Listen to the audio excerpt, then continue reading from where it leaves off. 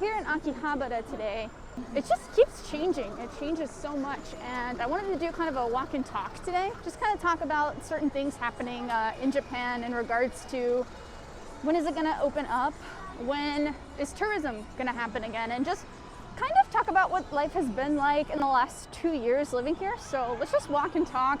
I'll turn the camera around a bit and show you guys some of Akihabara. So yeah, the biggest question on everyone's mind right now is, when will Japan open up for tourism? You know, I did the whole thing where I went to the United States during Christmas break, and I had to go through the whole process of getting a test in America and getting a test to come back into Japan, which sounds like it'd be simple, but it was actually a pretty hard process to make sure you have the right test, because Japan is so picky for the what type of test you have to get.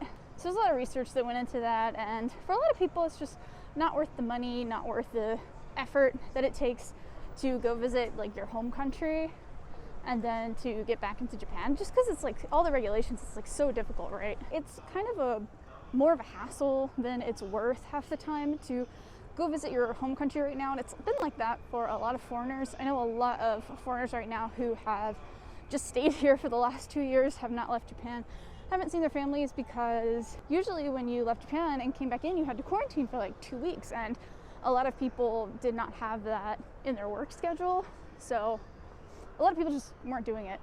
I know people finally who are going back to America, some of them for the first time in like 3 or 4 years, first time going back to America or Canada or wherever they live, wherever their home country is.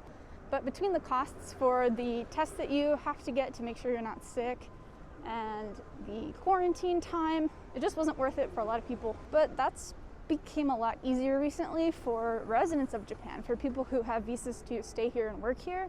That's been a lot easier. But of course, now the big question that is on everyone's mind is tourism. When's tourism going to open up? Japan is one of really the only democratic countries that has not made a very clear decision on when they're going to be opening up. Most other Asian countries like Korea, Taiwan, Hong Kong, they've all already at least given us a roadmap of when, oh gosh, I gotta run. They've at least given us a roadmap of when they're going to open up and when tourists can start coming in, but Japan has not yet. I will say, as of the recording of this video, the government did say that they were going to resume what they were calling group tourism, where they were going to take a group of people and like monitor them, make sure they weren't supposed to go anywhere specific, I think. I think they're supposed to go somewhere specific, like where the government tells you can go, but I don't think you can just like go off by yourself, right? Let's go down here. Kotobukiya is down there. But yeah, these group tourism things are supposed to be, I don't know how many people, it's not very clear, but what I would imagine is that they like take your temperature daily, they check your health daily, and you probably have a set schedule. Like you can't do your own thing, is what I would imagine the group tourism things would be like. So they're supposed to trial those later this month or next month. And so there have been rumors flying around like, oh, maybe, you know, summer is it, but I don't know, who knows? All we can do is speculate. There's been so much speculation in the last 2 years of, you know, when tourism is actually going to open up in Japan, and really no one knows. No one knows. I don't think the government knows either. But by the way, if you didn't know, all of the SEGA arcades, at least the ones in Akihabara, have changed to Gigo. There it is, Gigo. It's not SEGA anymore. Isn't that weird? Now, I've been to other SEGA arcades where it states the SEGA name, but all the ones in Akihabara are called Gigo now. That's so weird. Such a strange name. They still have like a lot of SEGA owned franchises, like, well, Spy Family is one of them, owned by SEGA, and Love Live as well. I just thought it was interesting that I'd show you guys Gigo now. So no SEGA arcade. That's kind of sad. I don't know, for me, I grew up a really big Sonic the Hedgehog fan, and my first game system ever was a Sega Genesis back in the day. So I don't know, SEGA is like a name. It's just really nostalgic to me, really important to me. So it's kind of weird to not, I mean, they're the same inside. The arcades are basically the same, but it's just weird for them not to be called SEGA anymore. This is a really great store, by the way. Yashinban. I love it there. Really good figure store. They have like all kinds of anime stuff, but really good figure store. Here's Super Potato. Super Potato, that's a game store. Here's the sign for it. Super Potato, they have them in Osaka as well. They're pretty famous for getting, like, you know, a lot of retro games and stuff like that. So really there's just no point in me saying like, oh, it's definitely gonna be this date. Like, I don't know. No one knows. No one knows.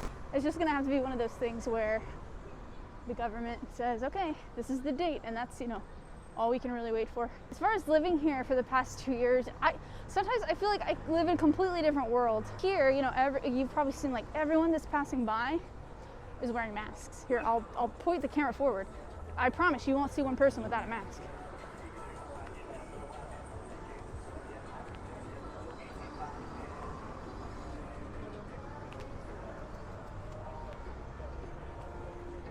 That's just how it is here. That's just how it is here in Japan. Even before everything happened, when I worked at a school up in Miyagi, if I was sick or had the sniffles or something, like the teachers expected me to wear a mask, and I didn't have a problem with it, obviously. Like, I would wear a mask all the time if I was sick or something, and it's just part of Japanese culture. I remember when I first came to Japan in 2014, we had a person in our like group, our travel group, felt a little sick and so also wore a mask. It was like the first time they wore a mask. It was kind of the first experience any of us, because we were American college students, had with masks, because, you know, in America you like never see them. In fact, like, I know people who spent a lot of time in Japan and got accustomed to mask culture in Japan, and they would wear one on the plane to America and like wear one in the airport, like before the world shut down, by the way. And they would get stopped by like airport police and being like, why do you have on a mask? Like, are you sick or something? And they would just have to explain, no, it's like a Japan thing, right? There was also a poll taken somewhere where it asked people, like, are you still gonna wear a mask after everything? And like, or if the government tells you you don't have to wear a mask, and like, I think it was 80% of people in Japan said that they would. So, but who knows? That could all change when tourism opens up. A lot of the restaurants here still require you to use hand sanitizer and wear a mask before you walk in. So I don't know what the case is going to be when tourism opens up, and I want to make it clear, like, this stuff, I've been doing it for 2 years. It doesn't bother me one bit. In fact, I'm kind of germophobic, so I actually kind of like doing that. It's something I'd probably do anyway. But as far as I know, the West right now, it's such a different place. It's almost like nothing happened, you know? I mean, I went to America during winter break. Look at that. Cute. That's cute. I went to America during Christmas break this last like winter, and it did feel like a different world in a way.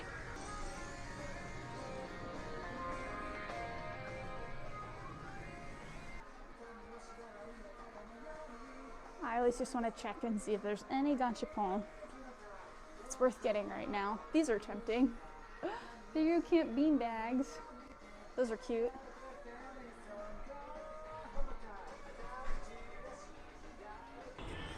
But you know, if anything, Japan doesn't really have much of a choice. They really need to open up for the sake of their economy and stuff. Like the yen, I don't know how this is directly affected, really. I'm not a genius, but the yen is so low right now, which sucks for me because I get paid in yen. But then if I use it in America, or like on stuff that costs US dollars, that is really gonna put a dent in my wallet. I love these little bins you find outside of stores. You just find all sorts of cool stuff. I guess that's all I really have to say about everything. It just feels like living in a whole different world here compared to when I was in the States for about a month. I think a lot of people, when Japan opens up, a lot of people are going to be a bit, like, if they weren't going to be culture shocked initially, I think there's going to be a different kind of shock in terms of how everything works here right now. That's really all I have to say about that. We're going to walk back up towards the station. I'll show you some more of the Gigos instead of SEGA arcade. This building right here is still empty. Used to be a figure shop. Actually though, last time I was in Akihabara, this building right here, I believe, yeah, this one right here, was empty for the longest time. It used to be a Labo, which is like a electronics store, and Now it's a, I don't know if it's always been the soft map building. I don't remember, but I do think it used to be like a lobby. And soft map Akiba. It's got like a bunch of, it's actually still an electronics store. See, that SEGA over there is also now Gigo. They're doing a collaboration right now for Shikimori-san. It's very cute. I actually went in there. They're just selling a bunch of goods from the anime and manga. Well, I think that's all I wanted to talk about with you guys today. If you guys enjoy videos like this where I just walk around Japan and talk about random stuff, give this video a like, or let me know in the comments that you like this kind of content. And yeah, I'll just keep walking around places in Japan like Akihabara and talk about random stuff. Today was not the most interesting subject, but still something that a lot of people are wondering, you know, when is tourism going to happen? Anyways, thank you for watching this video, and I will see you in the next one. Bye!